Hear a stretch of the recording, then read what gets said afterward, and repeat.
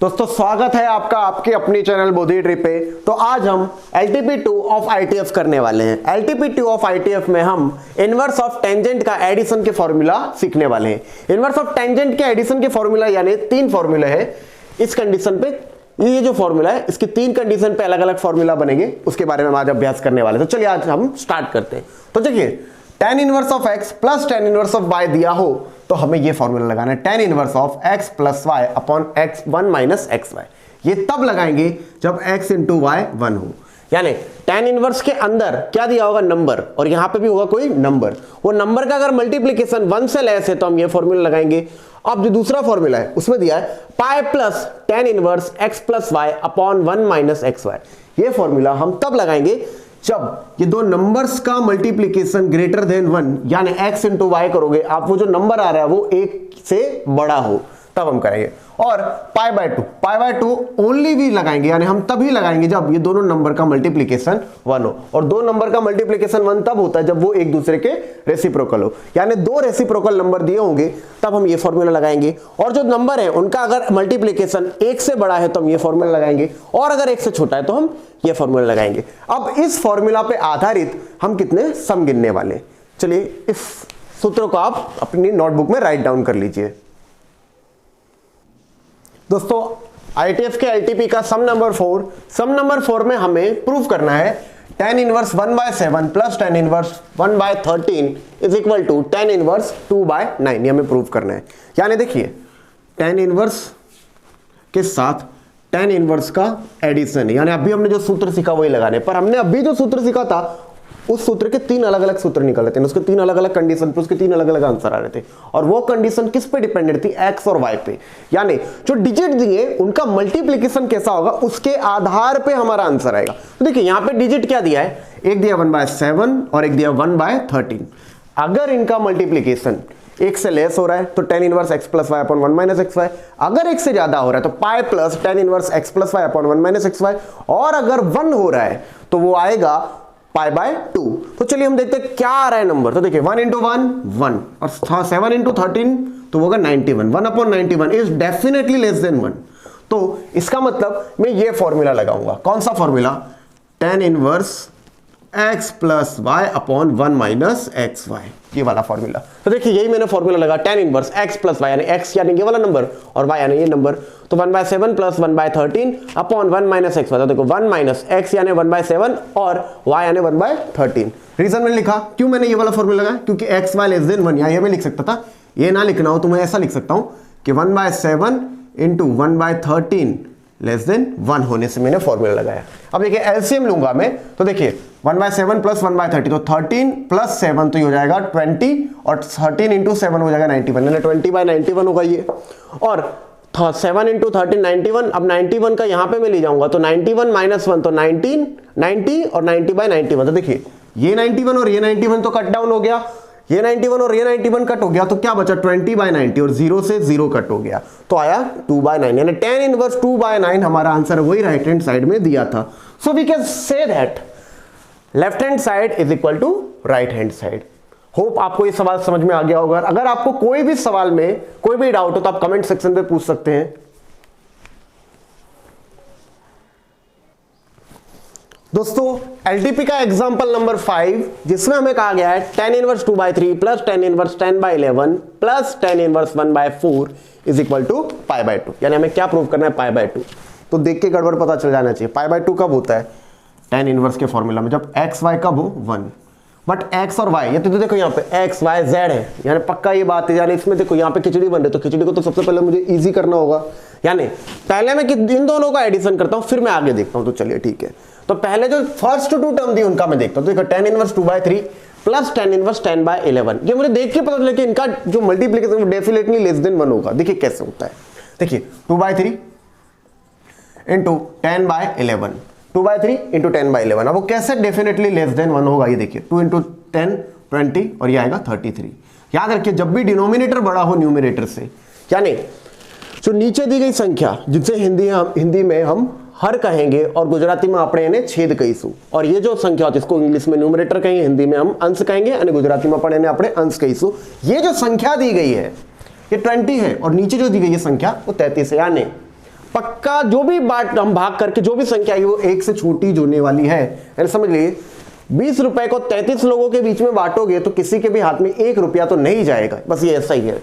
यानी आप समझ सकते हैं कि अगर कंडीशन समझिए आप नंबर थियरी के हिसाब से कि अगर denominator is greater than numerator तो हमेशा नंबर इस जो आंसर आएगा, आंसर ऑलवेज लेस देन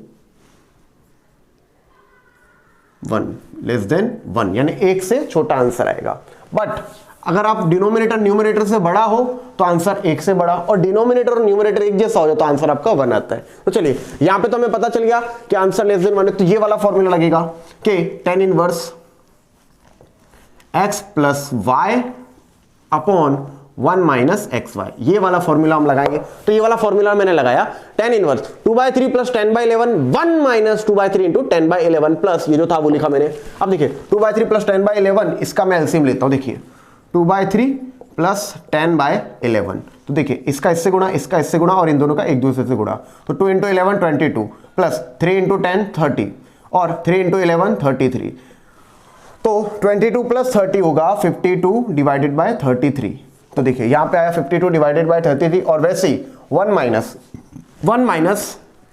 देखिए 1 माइनस एक्स वाई तो क्या था 2 इंटू 2/3 इंटू 10/11, तो देखिए 1 माइनस 2 इंटू 10 20, 3 इंटू 11 33। अब देखिए 30, अब मैं एलसीएम लूंगा तो 33 into 1 33 direct minus 20 divided by 33, 33 minus 20 तो होगा 13 डिवाइडेड बाय 33।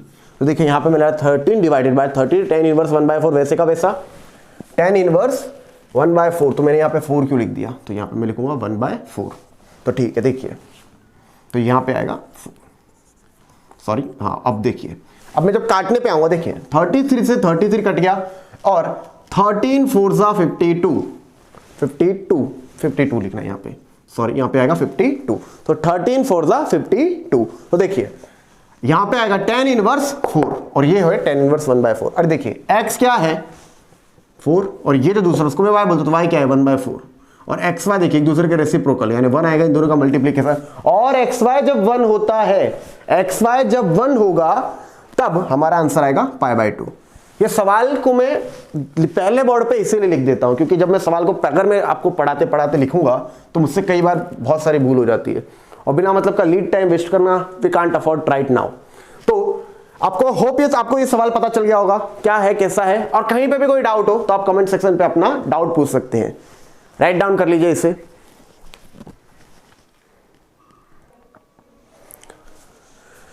दोस्तों एलटीपी का सम नंबर 6 में हम आए और सम नंबर 6 में दिया है tan inverse 1/3 plus 1/2 tan inverse 1/7 is equal to π/8 मुझे प्रूव करना है। तो देखिए tan inverse 1/3 plus 1/2 tan inverse 1/7 is equal to π/8। तो चलिए स्टार्ट करते हैं। 1/2 tan inverse 3 plus tan inverse 3 plus tan inverse 7। अरे tan इनवर्स 3 दिया है तो मैंने 2 बार क्यों लिखा, आप ये सोचिए मैंने 2 बार क्यों लिखा। यहाँ पे एक स्टेप है जो मैंने काट दिया या मैंने अभी मिटाया है, पर मैंने क्यों मिटाया उसका थॉट प्रोसेस समझिए। खाली वो है बहुत ही शुरुआती स्टेप, थ्रेशोल्ड स्टेप है, वो सब स्टेप समझ लो, ये सवाल आपके लिए एकदम से बेसिक हो जाएगा, पर वो स्टेप पहले समझिए। जो फॉर्मूला था हमारा वो था tan inverse x plus tan inverse y is equal to tan inverse x plus y upon 1 minus x y. Let me check it, screen में से कुछ भी कट तो नहीं रहा। ओके सब कुछ स्क्रीन में आ रहा है।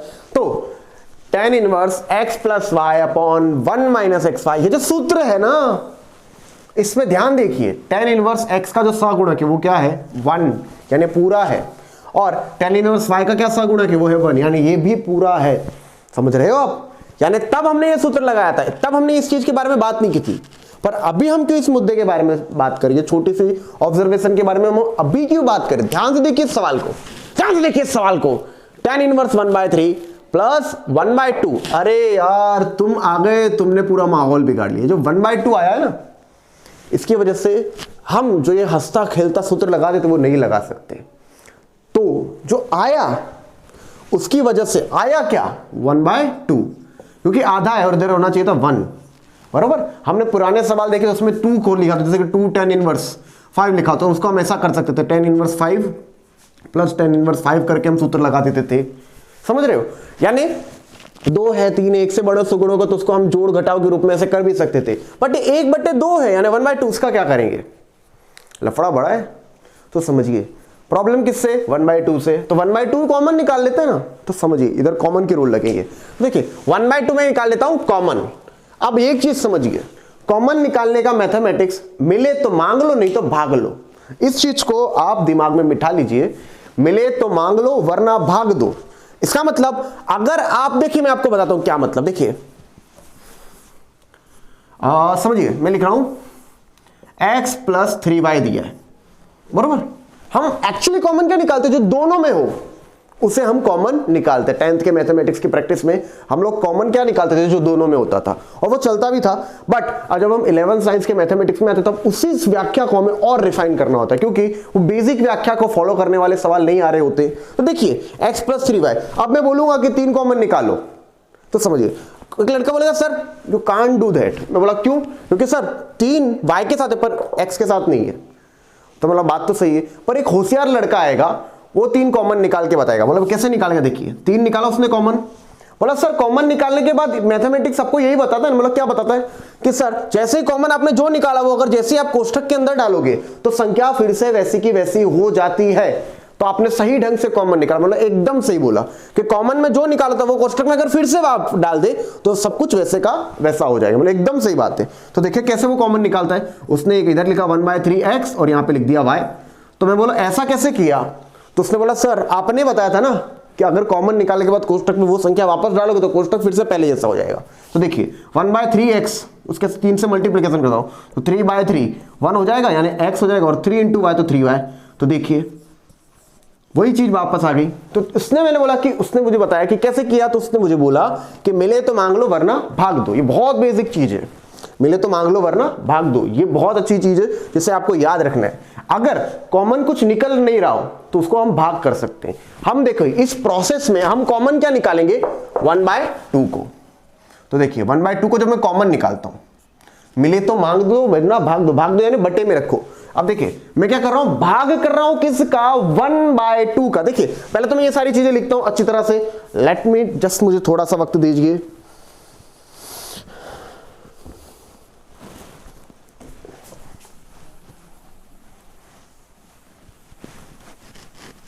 हाँ तो देखिए मैं किस प्रोसेस के बारे में बात कर रहा था, उसमें क्या सवाल लिखते लिखते गिनने का मतलब, एक मिनट, मैं लिखने के बाद फिर रिकॉर्ड क्यों करता हूं, उसका बहुत बेसिक सा कारण, क्योंकि लिखा हुआ होता है फिर तो वो वैसा टाइम वेस्ट नहीं होता, और उसके बाद जब उसी सवाल लिखे हुए सवाल पे जब चर्चा करते तब हम थोड़े से डीप और चले जाते उस सवाल के लेवल पे। तो चलिए, तो जो दिया गया वो क्या था, tan 1 1/3, tan 1 1/3 प्लस 1/2 tan 1 1/7। तो देखिए 1/2 में कॉमन निकाल रहा हूं, तो यहां पे मैं 1/2 कॉमन निकाल रहा हूं, तो यहां पे मैं देखिए डायरेक्ट में लिखूंगा 2 tan 1 1/3। तो आपने बोला सर भाग रहे हैं तो 1/2 को मैं भाग करूंगा तो मुझे ऐसा लिखना चाहिए ना, मतलब भाग कर रहे हो, कैसे करते हैं भाग, बाकी प्रोसेस तो ध्यान से देखो। भागने का मतलब होता है 2 को अगर मैं भाग कर रहा हूं तो बट्टे में लिख रहा हूं, डिनोमिनेटर में लिख रहा हूं। तो अगर मैं 2 को भाग रहा हूं 1/2 को, यानी हाफ को मैं डिवाइड कर रहा हूं, तो देखिए क्या होगा, 1 के बट्टे में 1/2 लिखा जाएगा, 1 के बट्टे में 1/2 लिखा तो 2 ऊपर आ जाएगा। इसकी वजह से यहां पे मैंने लिखा 2 लिखूंगा ना कि 1/2, 2 tan 1 1/3 प्लस tan 1 1/7। अब ध्यान से देखिए फिर से 1/2 था, यहां पे सब यहां देखिए tan 1 1/3 तक चलेगा, और यहां पे 1/2 tan 1 1/7 था। 1/2 होने की वजह से मैं अपना ये जो सूत्र था वो लगा सकता नहीं था, तो मैंने 1/2 कॉमन निकाला। 1/2 कॉमन निकाला तो देखिए यहाँ पे tan 1 3, इधर क्या था 1 था, तो 1 के बट्टे में इधर क्या था, कुछ लिखा ना तो सगुणक 1 होता है, मतलब मिले तो मांग लो वरना भाग दो, तो भाग देता हूं। तो देखो भागूंगा क्या, 1 में 1/2, तो 2 ऊपर चलेगा। इसकी वजह से यहाँ पे 2 tan 1 1/3 प्लस tan 1 7। अब देखिए 2 tan 1 1/3, तो 2 tan 1 को मैंने लिखा tan 1 1/3 प्लस tan 1 1/3 और tan 1 1/7। अब इन दोनों का मैंने कर दिया addition tan 1 x plus y वाला सूत्र से, और वो कैसे होगा 1/3 इंटू 1/3 लेस देन 1। सो ऐसा मैं इसलिए लिख रहा हूं क्योंकि इधर मैं एक और कोष्ठक बनाऊंगा, जितने सारे कोष्ठक इकट्ठे हो जाएंगे तो खिचड़ी लगेगी। तो देखिए, तो ये 1/2 tan 1, देखिए tan 1 x प्लस y, तो देखिए 1/3 प्लस 1/3 1 माइनस xy, तो 1/3 इंटू 1/3 प्लस ये जो था tan 1 1/7 वैसे का वैसा। अब देखिए 1/2 tan 1 1/3 प्लस 1/3, तो 3 इंटू 3, और यहां पे भी देखो 3 और यहां पे भी प्लस 3, और 3 इंटू 3 9, यानी मैं इधर क्रॉस मल्टीप्लीकेशन करके कर दे रहा हूं, तो हो जाएगा 6/9, तो आएगा 6/9।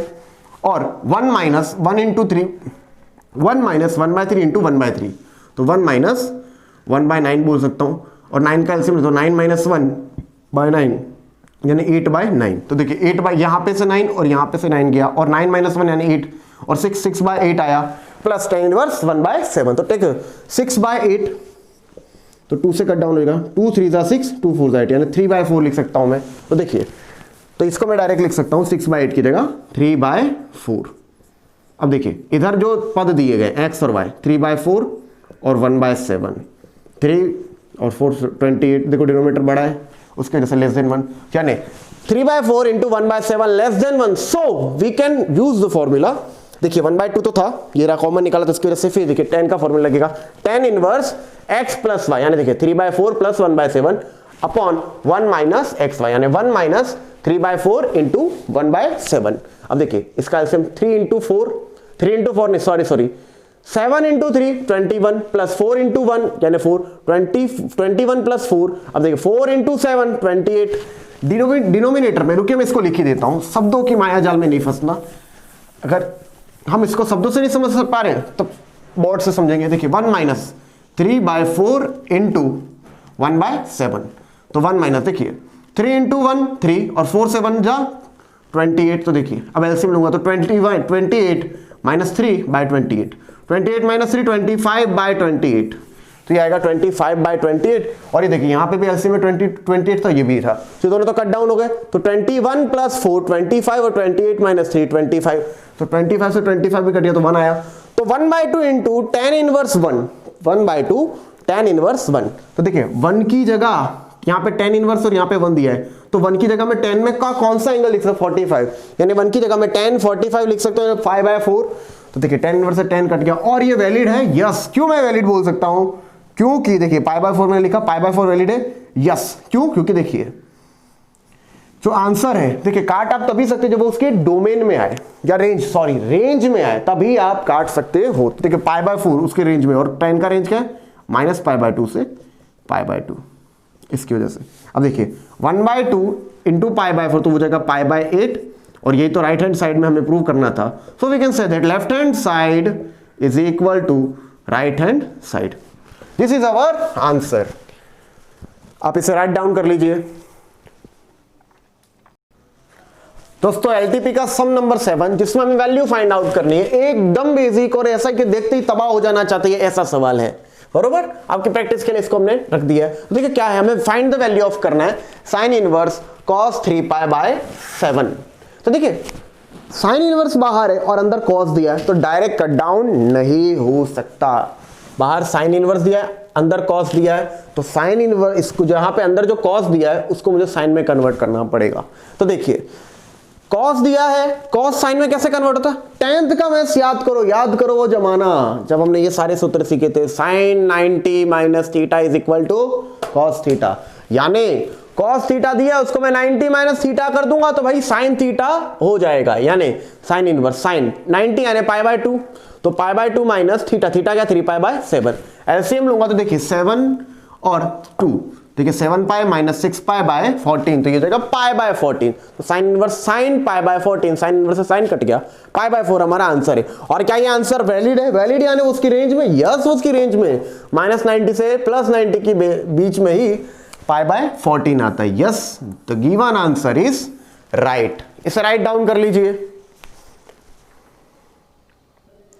दोस्तों इसी सम को एक और मेथड से गिना जाता है, जिसमें इधर मैंने M2 लिखा, उसका मतलब मेथड 2। अब देखिए मैंने ये सवाल गिनाते टाइम एक बात कही थी, वो बात ये थी कि साइन इनवर्स दिया और अंदर cos दिया है, तो भाई नहीं चलेगा, यानी काटने वाला और कटने वाला एक ही जैसे होने चाहिए। साइन इनवर्स है तो अंदर भी साइन होना चाहिए। तो मैंने क्या किया, डोमेन में जो चीज दी थी, क्या थी डोमेन, यानी ये जो कोष्टक में है उसको साइन में कन्वर्ट कर लिया, और जो बाहर जो मेन फंक्शन था उसको वैसे का वैसे रहने दिया। तो कोई ऑब्जेक्शन भी तो उठा सकता है कि वाई माय लॉर्ड, इसी के साथ ऐसी दरिंदगी क्यों cos इनवर्स के साथ, ये cos के साथ इतनी दरिंदगी करी जा रही है साइन इनवर्स को, इसी के नाम का चैप्टर, तो क्या आप उसके साथ कुछ नहीं करोगे? हम कर नहीं सकते क्या? यस। कानून की किताबों में इसका भी प्रावधान दिया गया है। क्या प्रावधान दिया गया है कानून की किताबों में? देखिए, sign inverse x plus cos inverse x बराबर पाई बाय 2।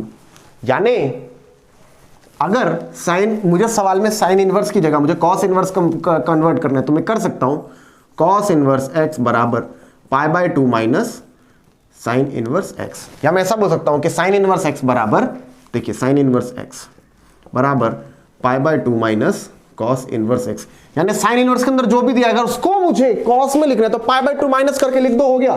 देखिए ना, सूत्र तो यही है, sine inverse x plus cos inverse x बराबर पाई बाय 2। तो मैं लिख सकता हूं sine inverse x is equal to pi by 2 minus cos inverse x, क्योंकि ये सूत्र है जिसे हमने समझा भी है, जिसके ऊपर हमने सवाल भी किए हमारे लेक्चर्स में। अब देखिए, साइन इनवर्स के एक्स की जगह मैंने साइन इनवर्स एक्स की जगह मैंने कॉस इनवर्स में कन्वर्ट किया तो पाई by 2 minus cos inverse x. तो देखिए कॉस इनवर्स एक्स, अब देखिए कॉस इनवर्स से कॉस कटेगा, क्योंकि यहां पे इनवर्स, देखिए न्याय हुआ कि नहीं हुआ, क्योंकि कानून में इसका भी प्रावधान था। तो देखिए कॉस इनवर्स से कॉस कटेगा तो ये आ गया 3 पाई बाय 7। कैसे आया? ये आ सकता था, यस, क्योंकि 3 pi by 7 belongs to 0 to pi. अब देखिए एलसीएम लेंगे हम तो 7 पाई, ये देखिए इसका ऐसे मल्टीप्लिकेशन, इसका ऐसे मल्टीप्लिकेशन, तो 7 इंटू पाई 7 पाई और 3 पाई इंटू 2 तो वो जाएगा 6 पाई, यानी 7 pi minus 6 pi divided by 14, तो पाई बाय 14। देखिए मैथ्स की खासियत ही होती है कि आप कोई भी मेथड अपनाइए और किसी भी तरह कीजिए, आंसर चेंज नहीं होना चाहिए। यानी अगर मैथ्स ने कह दिया 1 + 1 इज इक्वल टू 2, ये आंसर, ये एंड पॉइंट है, तो आप कोई भी गणित की कोई भी मेथड लगाइए 1 + 1 इज इक्वल टू 2 ही आना चाहिए। अगर आप 3 लाते हो तो आपने कुछ भी किया वो सब बेकार है, सब बेकार है, चाहे कितनी भी प्लॉजिबल एक्सप्लेनेशन आपके पास क्यों ना हो। और यही ब्यूटी है गणित की कि ये समझ लिया पहाड़ यानी आपका पहाड़ का शिखर यानी आपका आंसर, आंसर सेम रहता है। आप चाहे किसी रास्ते बदल सकते हैं, मेथड बदल सकती है, पर आंसर सेम ही रहेगा। ये होती है प्लॉजिबल, यही होती है खूबसूरती गणित की। तो आई होप आपको आज मजा आया होगा। रोज सुबह 10:30 बजे, जब तक हम आपकी स्कूल नहीं खुल रही, डेली आपका एलटीपी का ये जो सीरीज है वो चलती रहेगी। 3 से 4 सवाल, पहले मैं सोच रहा था कि 3 सवाल अपलोड करूंगा, अब मैं सोच रहा हूं 20-20 मिनट की चंकेबल, यानी आप इजी डाइजेस्ट कर सको उतनी टाइम लेंथ में वीडियो अपलोड हुआ करेगी। और इसमें आपको अच्छे सम देखने मिलेंगे जो पचाए भी जा सकते हो, जो आपके फाउंडेशन के लिए अच्छे हैं। और आपका फाउंडेशन स्ट्रांग है तो आप जेई नीट को क्रैक कर सकते हो। नीट नहीं, सॉरी, क्योंकि नीट में मैथ्स नहीं आता, बट मैथ्स हर जगह आता है। फिजिशियन के फील्ड में नहीं आते, बट मैथ्स हर जगह आता है। तो गॉड इज अ मैथमेटिशियन।